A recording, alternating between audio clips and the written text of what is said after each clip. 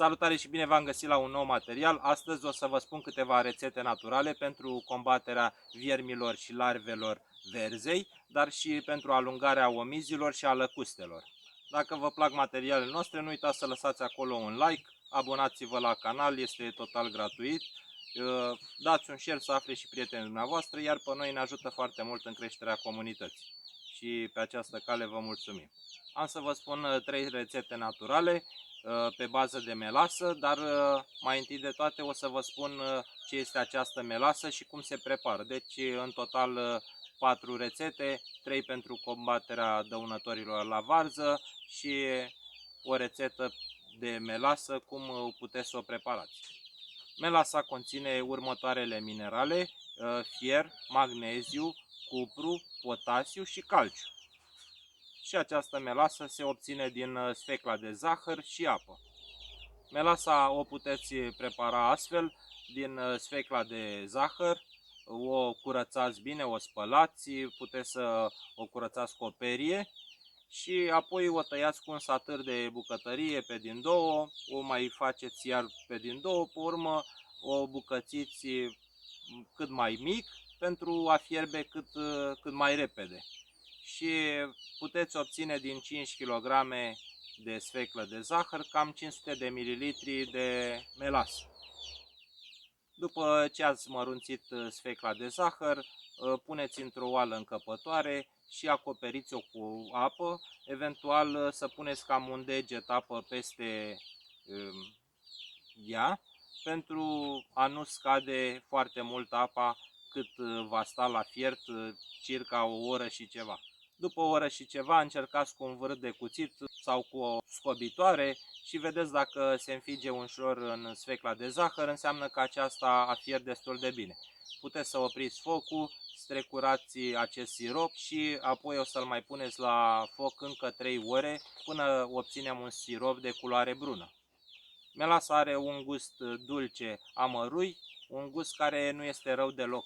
Se poate folosi și la prăjituri, dar nu intrăm pe acest domeniu, o să ne ținem strict de grădinării și de rețetele pentru tratamentele noastre.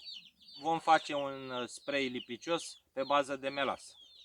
Acest spray lipicios pe bază de melasă este bun pentru viermii verzei și larvele acestea, dar și pentru plantele brasicacee, cum ar fi brocoli, conopidă, napi. Prima rețetă ar fi astfel: amestecăm într-un litru de apă fierbinte o lingură de melasă până obținem culoarea ceaiului. După aceea adăugăm o linguriță de detergent de vas pentru a ajuta melasa să se lipească mai bine de frunze. Se pulverizează atât deasupra frunzelor cât și de dedesubt frunzelor. Pentru a crește puterea soluției puteți să mai adăugați și o linguriță de oțet. Această soluție se mai folosește pentru alungarea insectelor care se hrănesc cu frunze și anume împotriva omizilor și lăcustelor. A doua rețetă ar fi o lingură de melasă într-un litru de apă și 5 grame de săpun. Aceasta se aplică nediluat. A treia rețetă și a treia metodă ar fi să aplicați 38 de ml de melasă pe litru de apă pe metru pătrat de sol pe săptămână. Cam astea au fost recomandările noastre în acest material. Sfecla de zahăr cu siguranță mai găsiți pe la piață, înainte se producea mult mai multă, dar aveam și noi în oraș fabrica de zahăr. Acum se mai cultivă doar cantități mici, dar cantități mici cu siguranță veți găsi prin piețe și așa că puteți să faceți aceste rețete care vă pot salva culturile dumneavoastră. Da, și răsadul de castraveți.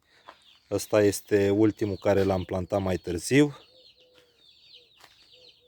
Pe acesta s-ar putea mai pe seară să-l plantăm, când se mai răcorește. O să ne apucăm de plantat. Este destul de mare, a crescut. Ia uitați, foarte frumos.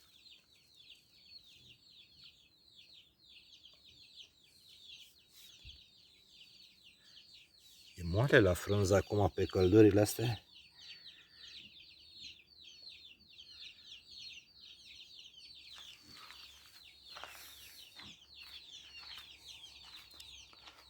Va crește și celălalt în ceva timp, cu siguranță o să-l prindă din urmă.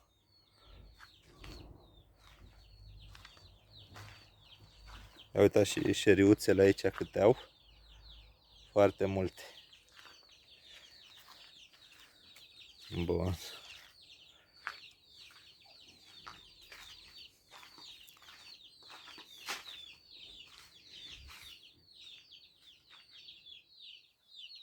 Dacă aveți o problemă în culturile dumneavoastră, puteți să ne puneți o poză pe grupul nostru de Facebook, Grădinărim cu Dani și Cori se numește. O să-l găsiți și în descrierea videoclipului, dar și în descrierea canalului. Dar postările vor fi acceptate doar dacă sunt despre grădinării, nu despre altceva, despre politică sau alte lucruri. Sau vânzări de produse, de obiecte, acestea cu siguranță nu vor fi acceptate.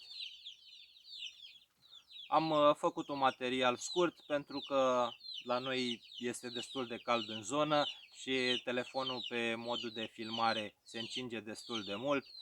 Cu siguranță în viitor o să luăm o cameră, dar momentan avem alte priorități și așa că ne descurcăm cum putem cu acest telefon și vom face filmulețe mai scurte sau cât se poate. El se încinge destul de mult și am văzut, eu am mai filmat ceva și a rămas fără sunet filmare și nu știu din ce cauză, asta este, dar pe viitor o să rezolvăm și aceste probleme, așa că vă mulțumim frumos că ați vizionat acest material, sper să vă fie de ajutor.